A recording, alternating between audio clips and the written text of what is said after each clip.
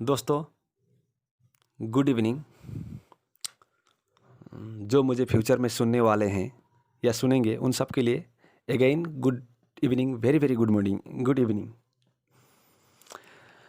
आज मैं दोस्तों कुछ आप लोगों के साथ एक छोटी सी टॉपिक शेयर करने जा रहा हूँ और ये इम्पोर्टेंस भी है उन लोगों के लिए जो गोरखास ट्राइब में बिलोंग करते हैं, क्योंकि उन्हें अपना फेस्टिवल तिहार के बारे में तो पता है, लेकिन तिहार में जो बनाने वाला माला रोटी यानी सियाल रोटी, उसका उत्पन्न कहाँ से हुआ, कहाँ से निकला, कैसे शुरुआत हुआ, ये जानना ज़रूरी है।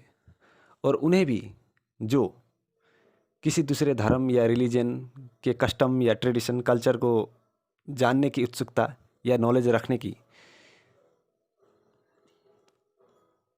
कोशिशें करते हैं, उनके लिए भी ये महत्वपूर्ण होगा। मैं जो कहने वाला हूँ एक छोटी सी स्टोरी से शुरू करूँगा और कहानी शुरू होता है आपका सत्ययुग से।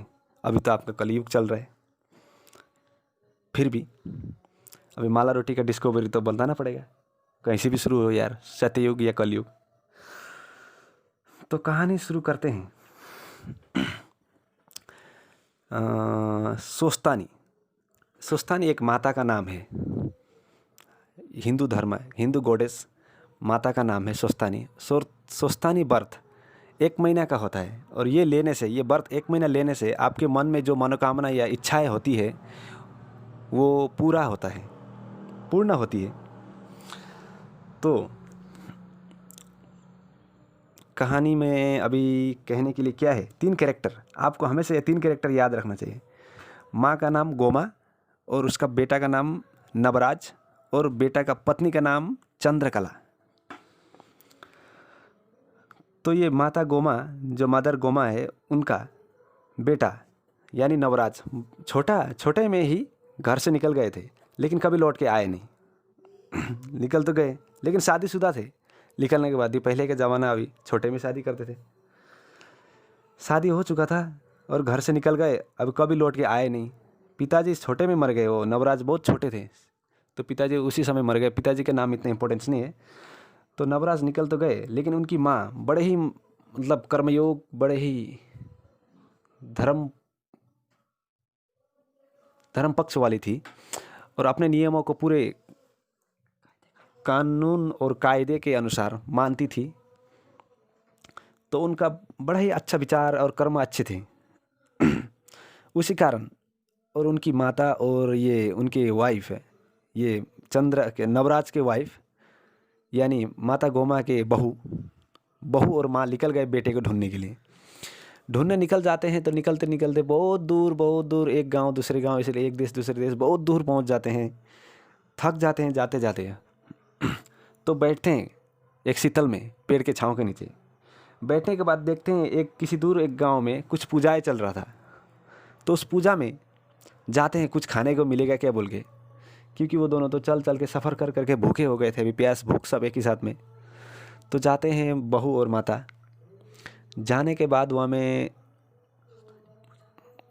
प्रसाद बंटवारा हो रहा था इधर उधर, अभी कोई आने वाले को प्रसाद दिया जा रहा था।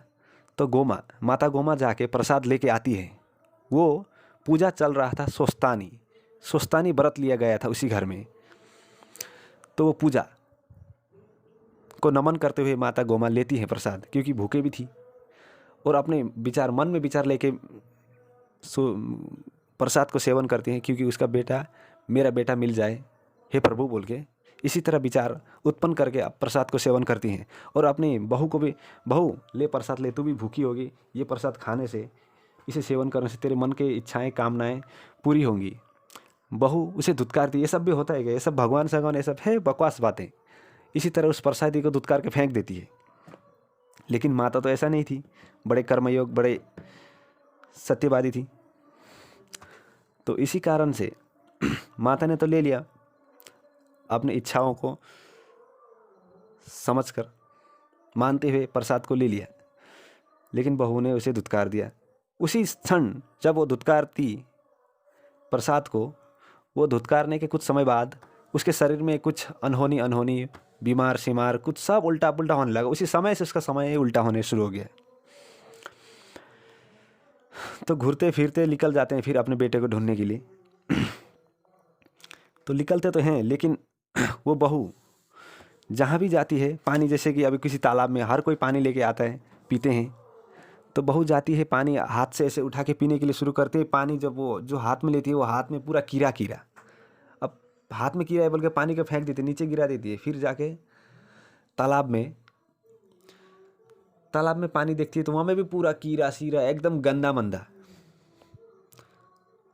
ऐसा हो जाता है। मतलब उसको शराब पड़ गया वो प्रसाद मतलब दूध कारने से। तो इसी कारण वो चलते रहती है। तो अभी दुख बहुत उसके शरीर में भी ऐसे ऐसे घाव, ऐसे ऐसे बीमार निकलने लगे कि गांव के जो भी इंसान थे, कोई भी दूसरे व्यक्ति जो उसे देख के दूर हो जाते थे, क्योंकि उसका शरीर इतना गंदगी हो चुका था अब। तो बाद में उसे समझ में आता है कि ये गलतियां मेरे से हुई और मुझे ये भोगना पड़ रहा है। इसी वजह से उसकी माँ, उसकी सासू माँ समझाती है। उसी वजह से वो फिर से वो सोस्तानी व्रत लेती है 1 महीने का।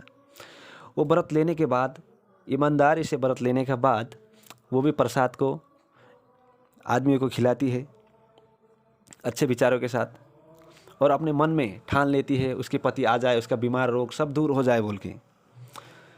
इसी कारण वो अपने व्रत को पूरे करने के बाद उसके बीमार जो थे वो सब छुटकारा। तो उसके कुछ समय बाद उसका बेटा लौट के घर आता है, नवराज, जिसकी माँ का नाम था गोमा और पत्नी का नाम था चंद्रकला। नवराज, वो नवराज छोटे में ही घर से निकल गए थे, लेकिन उसके माँ के कर्म और विचार और सत्यवादी के होने के कारण उसका बेटा किसी दूसरे राज्य में जाके राजा बन चुका था। और इसीलिए तो माना जाता है हम लोग के हिंदुस्तान में, माँ का कर्म अच्छा हो तो उसके बच्चे ऑटोमेटिकली अच्छे हो जाते हैं। उसका बेटा राजा बन गया किसी दूसरे राज्य का। अब इसका पीछे एक कारण है, बिहाइंड द रीजन।